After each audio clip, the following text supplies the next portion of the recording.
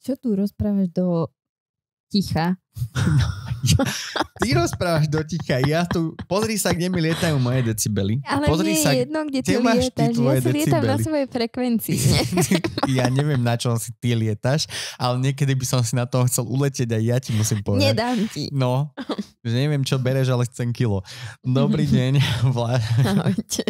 Vítame vás pri dnešnom dieli Family Rodea. Yeah.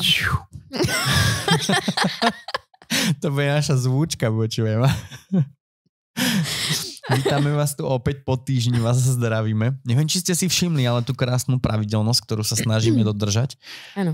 Že každý týždeň v sobotu nám vychádza podcast vždy o 11:00, ako pre vás za odmenu za to, že ste to s vašimi deťmi vydržali celý týždeň doma, tak v sobotu vidíte nás. Čo neviem, síce čo je úplne za odmenu.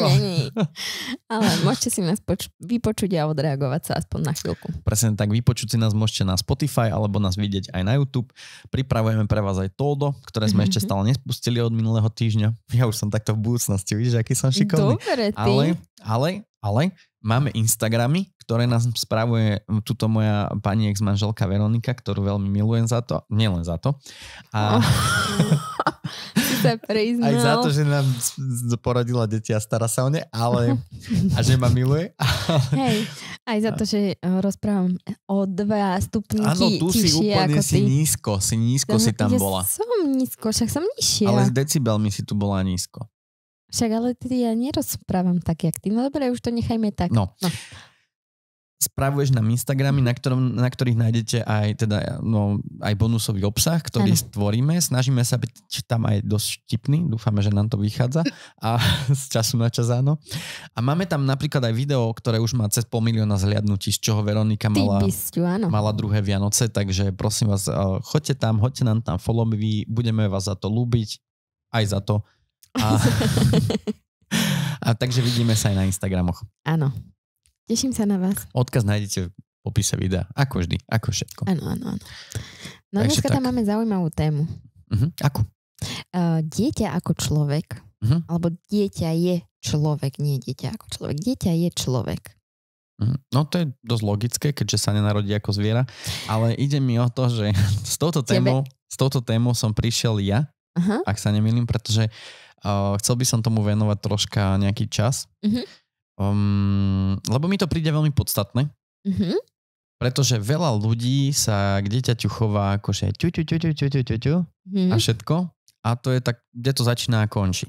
Vieš, mňa prekvapilo, že si prišiel s touto témou ty zrovna, lebo ty, aj keď sa so mnou rozprávaš, tak sa so mnou rozprávaš, ako keby som bola retard niekedy.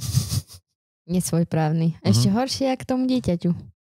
Tuto máš menšie, tuto máš 2 decibely menej ako ja v normálnom hlase.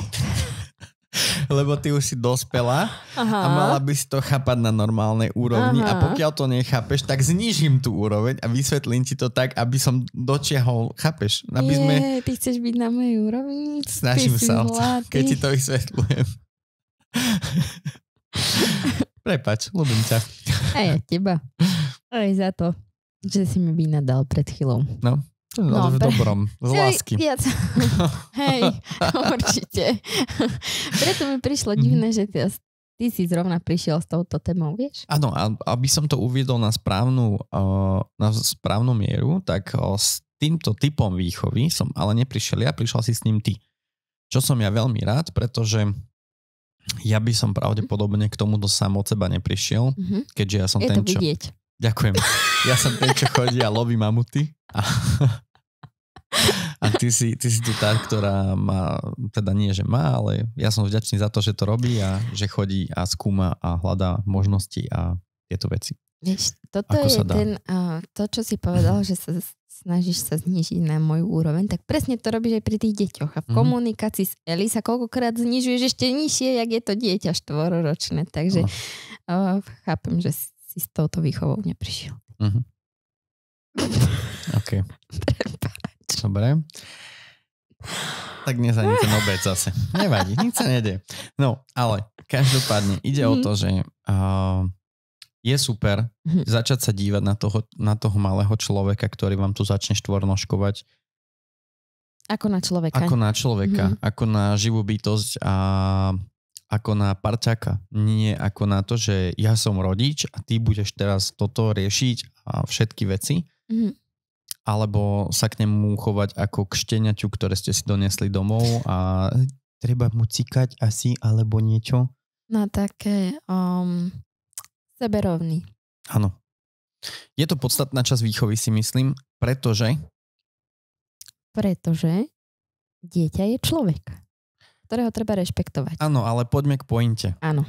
Už toto sme prebrali, chápeme sa, ale poďme k pointe toho, že prečo to tak treba robiť, pretože ja si myslím, že keď sa začnete k tomu dieťaťu chovať a riešiť to ako príkazy, zákazy a tak ďalej a ťuťkate sa s ním a riešite to takto, tak to nejakým spôsobom moc asi nerozvíja tú jeho psychiku a to jeho ja a tú jeho sebaistotu a všetky tieto veci vo veciach, ktoré bude robiť napríklad, keď si sa začne bicyklovať?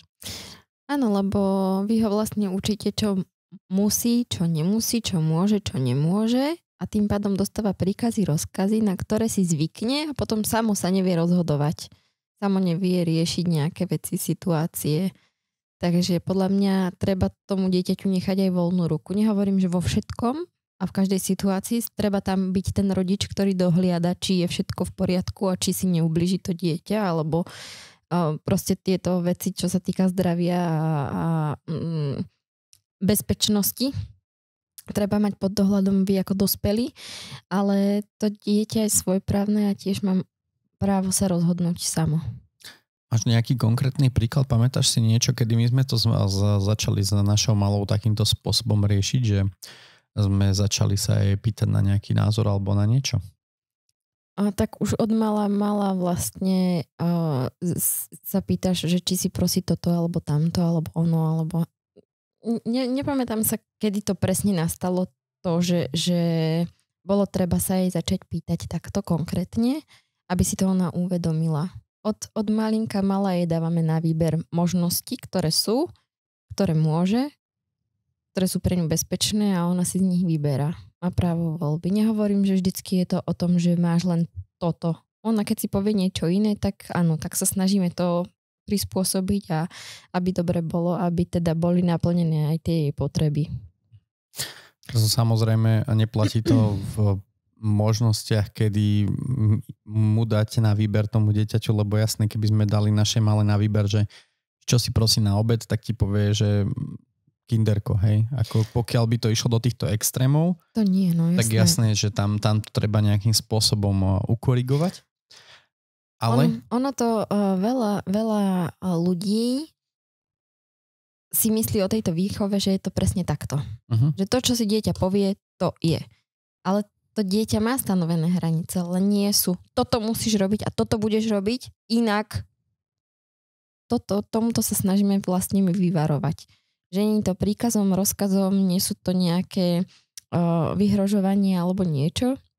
Nie je to pod natlakom, je to o tom, že keď dáme na výber, alebo teda sa o niečom rozhoduje a dieťa sa nevie rozhodnúť a chcelo by niečo iné, tak si sadneme a komunikujeme, ako by sa to dalo, aby sme boli všetci spokojní. Hej? Že nie je to o tom, že teraz dobre, nejdeme robiť toto, čo sme chceli my, alebo proste nebude to takto, ako sme chceli my. Dieťa chce toto, tak ideme. Hej? To dieťa tiež musí rešpektovať aj naše hranice a našu osobu. Takže keď vám sa nechce a dieťa vás do toho tlačí, tiež musí rešpektovať to, že vám sa nechce, alebo že nemáte čas, alebo niečo. A ide o to, aby ste sa rešpektovali navzájom. Krásny príklad toho, ako sa dá toto preniesť do praxe, si myslím, bolo napríklad to, keď sme sa ocitli nedávno v Piešťanoch, v nejakom parku, čo to bolo, nejaká reštaurácia s takým parkom a zoologickou, alebo čo to bolo. Menovať? Nemusíme kokos, lebo tomuto fakt nemienim robiť reklamu, bolo to tam na strašnej úrovni podľa mňa. Prípadne tak negatívnu možno by som im spravil, ale jedná sa o to, že boli sme tam na nejakom detskom karnevale a sedeli sme za stolom a obstôl vedľa sedel manželský pár evidentne s 2 deťmi Jedno bolo, myslím, že ešte u maminy na rukách a to druhé už bolo ako také väčšie. Mohol mať chalan koľko? 7, 8, 9 rokov?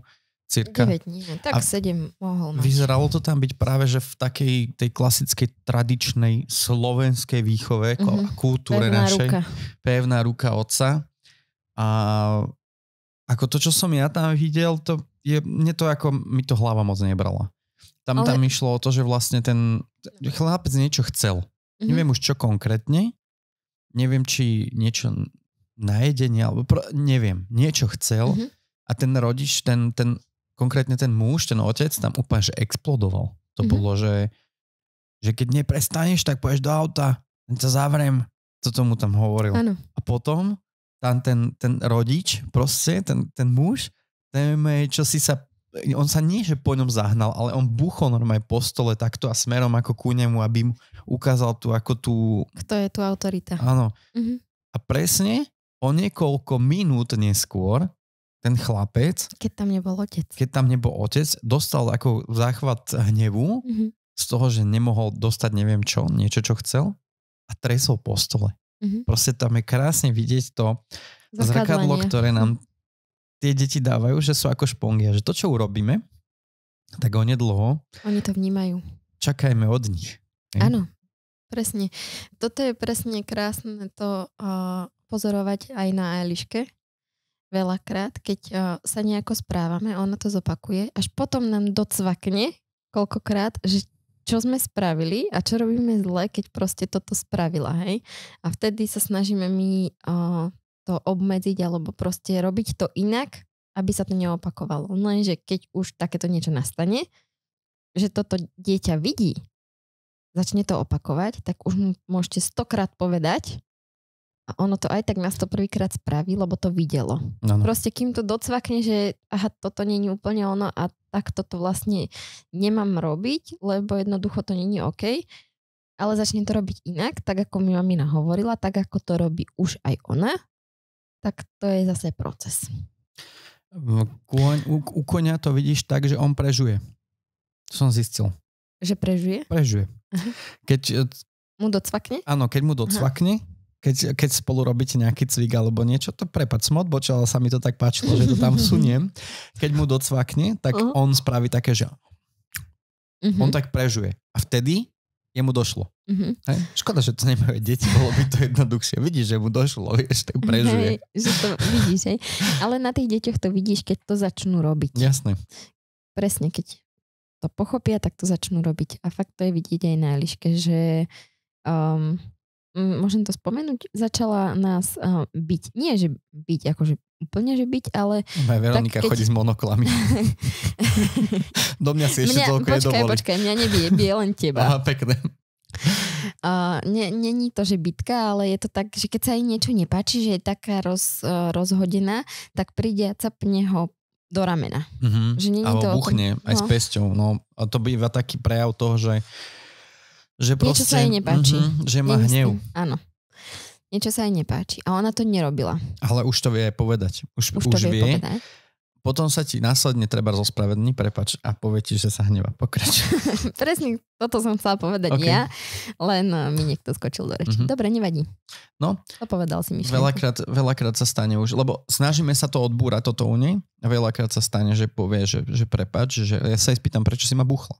Aha, že prepáč, že nechcela som. Ja hovorím, ale robíš to stále v poslednej dobe. A že ja viem, prepáč mi to a povie, že sa hneva. Takže, a na čo sa hnevá? Áno, začína vyjadrovať tie svoje pocity už slovne a už to nerieši fyzicky. A ako to vzniklo, prosím ťa, toto, že nás začala búchať? Povedz ešte to. No to povedz ty. No, môj tatino sa s ňou tak zvykol hrávať a koľkokrát... Nemôžem očierňovať môjho svokra. Nie, mi to jasne. Ja ho nejdem očierňovať, však máme spolu krásny vzťah, ale mám úžasného otca. Ale ide o to, že oni sa s malou hrávali a besnia sa koľkokrát, akože pokiaľ je mala v kľude, tak tatino môj má na ňu podľa mňa úplne že úžasnú výchovu a skvelie. Ale ako náhle sa začnú spolu blázniť a šantiť a hrať, tak proste môj ocino je občas ju ťukol do ramena pesťou, alebo tak proste, keď si už do neho moc dovolovala. A presne odtiaľ toto vzniklo, že ona toto začala, po čele ťukne. Lebo už to nerobí. Už to nerobí, už sme lebo sa to bol dvakrát upozornený. zvozili, tak už to nerobí. Bol upozornený na to, že na to treba dávať pozor. Už to nerobí. Takže Elišku sme sa to snažili odnaučiť. Presne. Najprv deta, to musíme odnaučiť a potom Elišku. Takže detko už dúfam, že to je OK a Eliška už začína to tiež chápať, že tam to nebolo úplne OK. Čiže len taká možno malá rada, aj napriek tomu, že nie sme odborníci, ani psychológovia, ani nič, ale keď z osobnej skúsenosti, keď vám začne dieťa niečo robiť, čo doteraz nerobilo, tak to má odpozorované. Iba hľadajte, že kde to videl. To je úplne najjednoduchšie, hej? Áno. A tak to je vždy so všetkým u tých detí. Oni totiž to nevedia, čo je dobré a čo zlé. Oni nemajú to racionálne myslenie ešte úplne vyvinuté, takže oni si nevedia povedať idem ťa buchnúť, lebo ti chcem ublížiť, len proste niekde to videli a keď majú tú silnú emóciu, tak to proste takto vyjadria, lebo to tak videli, tak sa to robí. A vtedy to treba hľadať, že kde to videli. U nás to bolo u toho deda, no. Veľa vecí je takých, aj čo sa týka, keď malá zahlásila, že lezieš mi na nervy. Lebo my to veľmi doma nepoužívame. Ja občas poviem, že bože, lezie mi to na nervy alebo niečo. Ale nie na človeka. Nie na človeka, no. A... Lebo my si nelezieme na nervy, my sa ľúbime. A občas to povie babka. Som si všimla, že? Aha, sme doma. A nevadí, však tam to je, že áno, povedala to a treba si na to dávať pozor. Nehovorím, že ju vystrihame od všetkého. Detko ju tiež učí sprosté básničky, ktoré recituje v škôlke. Čo ju to prosím ťa naposledy naučil? Čo to bolo za básničku? O tých vodopádoch, nie? A čo to bolo? Odrecituj nám to, prosím. Ja sa nepamätám. Len si pamätám, že to bol hrot a keď mi to povedala, skôr ma vyvrátilo. Ono to nie je až také zlé, len proste je tam jedno slovo. No. Je to o tom, že detko to vie krásne povedať. Ľudia, ktorí žijú pri vodopádoch, majú sploštené čela a odstávajúce uši. Či vieš, prečo to tak je? No lebo oni sa ráno zobudia a no mne sa to teraz nedá, ale natiahnu si uši dopredu a čo to tu hučí? A ja debil, však to sú vodopády.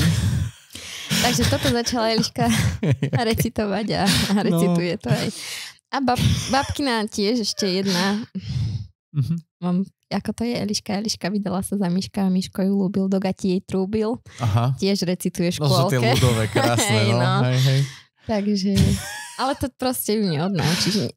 Ja ju v tom nechávam proste. Tak to vie, no a čo. Však to sú tie krásne ľudové slovenské. Stále to není úplne to najhoršie, čo odznieva z úst detí na ulici, keď koľkokrát ideš okolo nich. No jasné, tak to určite. Sú horšie veci. A raz s tým musí prísť do kontaktu. A raz s tým príde každý, jasné. Má na to ešte čas. No ale chcel by som určite podotknúť, aj my sme sa bavili, ty si vytúžila jednu knižku napríklad. A čo to bolo za knižku, prosím ťa, ktorú som ti potom daroval, ako z lásky som ti ju kúpil? Musím podotknúť. Deti sú takí lidi. Je to krásny profil aj na Instagrame, neviem, či na Facebooku, ja som tam veľmi na Facebooku, nie aktívna, ale na Instagrame je a odporúčam si ho pozrieť. Deti sú takí lidi. Dáš ho do popisku. Pošlem ti link. Je to presne ohľadom tejto výchovy, ale je to rozoberané od piky, kedy je tam ukázané to, ako ste boli vychovaní vy, aké to môže mať traumy na vás, aké máte v sebe traumy, aj keď o nich neviete, alebo proste to tak nevnímate, ale je to. A potom sa to odzrkadluje na tej výchove detí. A dneska zrovna mi prišla veta do toho, že vyliečte najskôr seba predtým, než máte deti, aby sa deti nemuseli liečiť z toho, že ste ich rodičia. A je to presne tak, lebo tiež sme mali takú výchovu, ako sme mali, aj ja, aj ty. Nebolo to úplne easy. Samozrejme, ani naša výchova nie je úplne ideálna, hej. Každý robíme chyby. Ale také tie vedomé, čo vieme, že takto to bolo u nás, toto to na nás zanechalo, nechceme to posúvať na tie deti. Áno. A to je v prvom rade si uvedomiť toto. V druhom rade, bacha na to, netreba to zahnať niekde do extrému. Keď ono je to tak, psychologicky, čo som naposledy čítal jeden taký článok a štúdiu, že veľa ľudí povie, že nechcem byť ako môj otec. Mm-hmm. Hej? Napríklad aj napriek tomu to tak je niekedy. No, modelový príklad je, otec bol alkoholik, hej?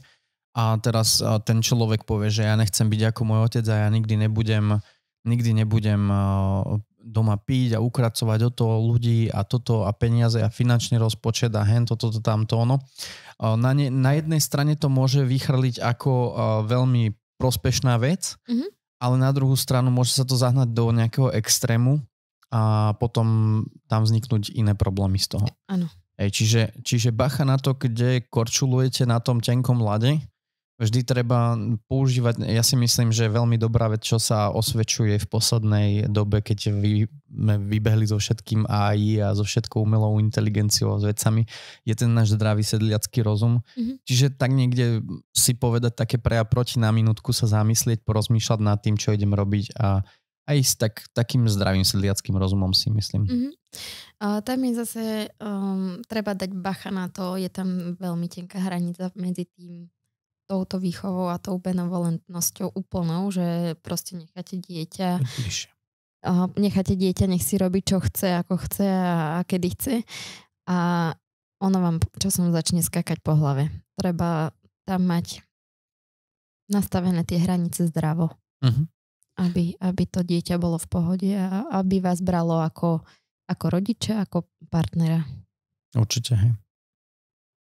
Ja som rada, lebo neviem, či si všimol, ale keď Eli niečo spraví alebo niečo sa jej podarí, mala obdobie, keď nechcela o tom hovoriť. Nechcela sa, povedať o tom, hej, nechcela sa priznať, že čo sa stalo, prečo sa stalo, ako sa stalo. A je tam, ja som si všimla, keď bola u babky, ako babka na ňu reaguje. Keď niečo rozleje, rozsype alebo niečo, tak je to také, že koľkokrát na ňu babka zhodí vinu, že čo si to zase spravila, alebo prečo si to spravila. A ona nechcela, dajme tomu, hej, ale proste bolo tam toto, že niečo sa stalo a teraz nemôžem to povedať, lebo sa na mňa budú hnevať. Uh-huh. A odbúrať to u nej zase mi trvalo chvíľku, istú dobu, lebo aj keď jej niečo spadlo len na zem, že raňajkovala a rozsypala niečo, tak to nechcela povedať. Ale ani to nezodvihla, hej? Že neupratala si to po sebe a ja hovorím, miláčik, je v poriadku, aj mne koľkokrát padne, aj ja rozlejem, nie som dokonalá. Tam ide o to, aby si mi to povedala, že to je na tej zemi, že to zodvihnem, pozametám, alebo zober metličku, lopatku a pozametej si to sama. Hovorím, nič sa nestalo. Trvalo to dlhšiu dobu, ale už to vie. Už mi povie, maminka, spadla mi rajčinka. Ja hovorím, dobre, v poriadku, tak keď dopapáš, tak si zodvihni a zahoď. A zjedz ju. Za trest. Za trest. Nie, lebo tatino ti ďalšie nekúpi. Toto je to, že ja chcem a potrebujem, aby to dieťa vo mne malo istotu a aby nemalo problém sa na mňa obrátiť s akýmkoľvek problémom, ktorý nastane, hej. Teraz je to padnutá rajčina, ale v budúcnosti to môže byť nejaký problém na internete, v škole, kdekoľvek. Alebo tehotenstvo v 15. Čokoľvek. Lebo ideme od tých banálnych vecí, na ktorých staviame tie základy. No rastieme s tým deťom. Áno. A potom v budúcnosti, keď prídu nejaké vážne problémy, lebo raz určite nejaké prídu. Určite. Pri každom dieťati, myslím si, tak bude sa to ľahšie riešiť, lepšie komunikovať. Áno, keď za vami to dieťa príde, mamina, mám tento a tento problém a neviem si s ním rady, alebo teda čo sa robí, tak sadneme za to a pomôžeme jej s tým. Hej? Že som rada, že sa prestala báť mi hovoriť, čo sa stalo. Aj keď spadla alebo sa udrela, tak áno, aj ja som zo začiatku, keď bola úplne malinká, tak som prišla za ňou, povedala, nič sa nestalo, pofúkame toto. Ale tam presne to, nič sa nestalo. No stalo. Uh-huh. To dieťa spadlo a stalo sa niečo. Keď tým, že to znegujete, že nič sa nestalo, tak ono si to v hlave zoberie a dobre, spadne, buchne sa a povie si, nič sa nestalo, lebo nič sa nestalo a teraz nemôžem začať plakať, lebo nič sa nestalo. Hej? Ono je to vtipné, to dieťa to tak ale začne brať. A to je problém. Preto hovorím, spadne, udrie sa. Prvá otázka moja, si v poriadku? Čo sa stalo? aby mi povedala, bolí ma toto, bolí ma tamto, áno, udrela som sa. Ona, však ju poznáš, Elišu, spadne alebo sa buchne. Som v poriadku. Prvé, čo odznie, keď je v poriadku, že sa jej nič nestalo, len nám dá najavo. Okay. A dá nám vedieť, že je v poriadku, že ju nič neboli, že je OK. Druhý príklad je, keď spadne a naozaj ju niečo bolí, tak príde mamina, buchla som sa, toto ma boli, tak to skontrolujeme. Keď začne už veľmi plakať, že ju to veľmi boli, tak príde, potrebujem objať, tak ju objímam až dokedy to proste potrebuje. Hej, ale tento efekt vznikol až vtedy naplno, keď odkedy si po nej začala, tak 3-krát si tak po nej poriadne dobre vyletela a povedala si, že keď neprestaneš plakať, tak ti ešte len dám dôvod na to, aby si plakala. Ježiš, toto si pamätám, hej, z mala. Tá, doteraz to niektorí ľudia robia. Prečo plačeš? No? Keď neprestaneš, dám ti dôvod. Hej, no to je veľmi, veľmi príjemné pre toho malého človeka, mladého človeka. To je super, no. Takže takto k svojim deťom prosím nepristupujte. Ja by som ešte určite chcel spomenúť minimálne 2 veci, ktoré patria si myslím, že do tohto okienka výchovy. Neviem, či má nejaký názov. Nazvime to, že polomoderná výchova. A to je ja som zastancom toho, aby sa deti nenúčili do nejakej viery napríklad. Ale nie len viera. Do čohokoľvek napríklad. Ale najčastejšie to býva viera. To je jedna vec. Viera, potom rôzne krúžky, veci, hej, takéto, tohto typu. No hovor. Jedná sa mi o to, že veľa ľudí robí to a ja to akceptujem, no judging, je to v poriadku, ale robte si to ako chcete, ale ja som názoru toho, že jednoducho, keď sa dieťa narodí, tak je taká tradícia, že ideme ho krstiť. My sme na túto cestu skoro tiež sklzli, nakoniec nie, nedohodli sme sa. Pri prvom dieťati, pri Eliške sme sa nedohodli na tom, že kto by bol krstný otec.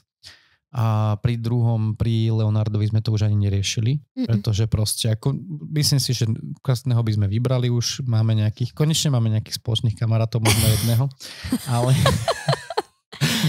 pretože ja si nemyslím už konečne o všetkých tvojich kamarátkach, že sú poloretardované a možno z toho dôvodu, že dokopy žiadne nemáš, ale... Asi to bude tým. Ale ide Tak som mnohé ťažké kamarática, vieš. Je mi to jasné. Ale ide o to, že myslím si, že nie je správne človeka pri narodení krstiť. Je to z toho dôvodu, že vy už mu v podstate nadiktujete to, akým spôsobom on má žiť. Už z jednej stránky života, hej, smeru. Pretože vy mu už dáte nejakú tú vieru, do ktorej má ísť, hej? Ale stále v tom nemusí pokračovať. Je to na jeho rozhodnutí. Ale už sa rozhoduješ za neho. Áno, rozumieš? Áno. On sa narodí, on je živá bytosť. A on sa môže dať pokrstiť kľudne aj v 18, aj v 70. Je to na ňom. On si môže vybrať vieru. Ale sa narodí. Tu ti budem skakať do reči, lebo toto ma veľmi hnevá. Nie, ale že si strašne odsudzujúci k tým ľuďom, ktorí to tak neberú. Nepáči sa mi to. Nie hovorím, nesúdim, je to každého vec, ale mám na to takýto názor a je to vyslovene iba môj názor. A nepáči sa mi to, keď to iní robia, ale hovorím, si sa tak rozhodčil pri tom. Hej, pretože ideme sa tu baviť o tom, ako je dôležité nechať deťom svoje rozhodnutia, svoje voľby, budovať v nich ich osobnosť, ich psychológiu a všetko a psychiku. Ale prvé, čo je, pretože je to slovenská tradícia, lebo sme tak tu proste, tak sa narodí a kedy krstíte? A už ste krstili? A mali by ste. No nie, nemuseli. Nemusíte. Nemusíme. Treba si dávať na toto pozor, lebo tento tlak mali by ste a je to tak, odkedy sme a mali by ste pokračovať, vie byť strašne nepríjemný. Čiže vy, keď niečo nechcete ako rodič, tak to nerobte len skrz toho, že by sa to malo. Lebo potom sa cítite zle vy, to dieťa tiež nemusí byť s tým úplne OK a nerobí to dobrotu. Takže robte tak, ako to cítite. Príklad. Naša malá chodí do cirkevnej škôlky. Dali sme ju tam, pretože ty si vyberala škôlku, keď sme spolu nežili tak si vyberala škôlku, kam by mohla ísť. Je to súkromná škôlka, nechal som výber na tebe, vedel som, že si dobrý rodič a že uznáš za vhodné, že kde bude najlepšie. Okrem toho, ty si vtedy riešila dochádzanie malé do škôlky, takže som potrebovala, aby si ty vybrala, kde ti bude najpohodnejšie. A chcem len doplniť to, že som plne za to, pretože tá škôlka je super. A nevadí mi, že je v nejakej cirkvi, pretože nikto tam ani tú malú nenúti, ani my ju doma nenútime a dávame jej možnosť, takisto ako mne napríklad moji rodičia dali, vďaka Bohu, možnosť, vďaka Bohu, že som si mohol vybrať vieru. Ja som len chcela k tomu výberu škôlky, ono to nebolo prvotné, že chcem ju tam dať, ale nikde ju nechceli zoberať, lebo je všade plno, hej. Ano. Ja v prvom momente, keď som sa rozhodovala, kde ju dám, tak v prvom momente bolo čo najbližšie k nášmu domu, hej, aby sme to nemali ďaleko. Lenže nikto ju nechcel zobrať, lebo bola aj septembrovka, síce len na začiatku septembra, ale už a to bola, isté, už mala. No, to budeme mať s malým, pretože sú deň od seba narodení. Hej. A presne toto bol ten problém, že prišla som do každej škôlky, čo som prišla. Nezoberieme vám ju, lebo je septembrovka. Alebo je veľmi malá pravdepodobnosť, že ju niekde dostanete vôbec. A ja hovorím, ako to mám spraviť? Vtedy som bola od teba, čiže slobodná mamička, ktorej končí materská. Nechaj si rok dieťa doma naviac. A z čoho vy žijete? No. Tak som rada, že sa ti výber škôlky páči a že si spokojný. A ja som rád, ďakujem. Je to výborná škôlka, len to som chcel k tomu dodať. A každopádne nenútime tej malej proste ani smer, ani či to má byť náboženstvo, ani či to má byť koníček. Zase veľa rodičov si plní sny cez deti. A to sa mi tiež napríklad moc nepozdáva, že nie je to OK. Ja som to zažil už, keď som bol ja dieťa. Keď som tancoval spoločenské tance, tak tam to bolo už tedy krásne vidieť proste. Ako tí rodičia chodili, bývali tanečníci, chodili na tie tréningy a hústili do tých deciek. A my sme sa rozprávali o tom v šatni, vieš? A oni mi hovorili, že proste niektorí, jasné, že neboli tam všetci takíto a nemali každý takýchto rodičov, ale boli tam takéto prípady, kedy mi ten človek povedal, že kámo, že mňa toto vôbec nebaví, že ja sem chodím proste skrz rodičov, že ja by som chcel hrať na klavír a skákať na skateboarde a ja proste tu tancujem, lebo lebo chceli oni a nemali možnosť. Áno. Je pekný film. Prepáč, a potom to ide cez tie, vieš, že a keď vyhráš prvé miesto, tak ti kúpim toto. A trénuj, aby si to vyhral, vieš. A potom tí rodičia na tých sociálnych sieťach proste si tam s tými deťmi pridávajú tie fotky a všetko. A žijú ten sen na základe detí. A človeku je z toho až smutno koľkokrát, až na, ja by som povedal, že až na zvracanie niekedy. Nie je to správne podľa mňa. Proste dajte tomu dieťaťu možnosť výberu vo všetkých týchto oblastiach a možnostiach, čo máme 21.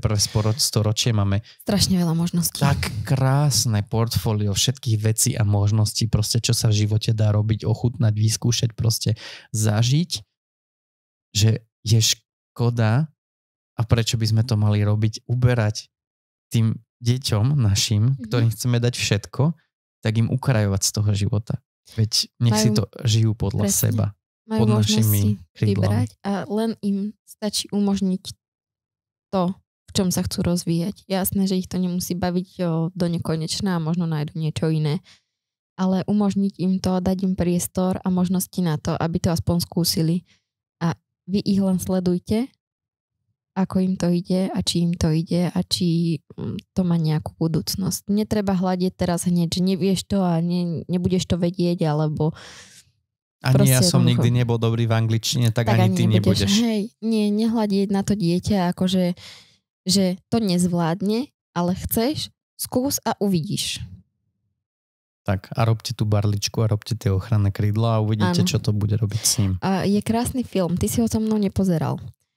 A je to jej telo sa to volá, tuším. o Andreji Absolonovej. A ja som tam videl iba tie pekné scény, ma to tak vyrušilo od počítača, že čo sa to tam deje? Hej. Odporúčam si ho pozrieť, lebo tam je to krásne.